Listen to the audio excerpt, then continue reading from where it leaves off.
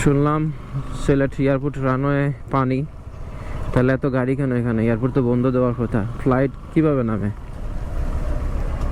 হ্যাঁ, গুজব ছড়ানোর জন্য মানুষ কেন তো পাগল? সো দুদিন আগে, গতকালকের আগের দিন একটা ভিডিও দেখলাম, একটা পেজ থেকে দিছে সিলেট এয়ারপোর্টে পানি, ফ্লাইট বন্ধ, এরকম আর কি। এমন ভিডিও দেখাইছে আসলে পানিও ছিল রানওয়েতে, কিন্তু আসলে রানওয়েতে পানি ছিল না, আশপাশে পানি ছিল, বাট রানওয়েতে পানি ছিল না।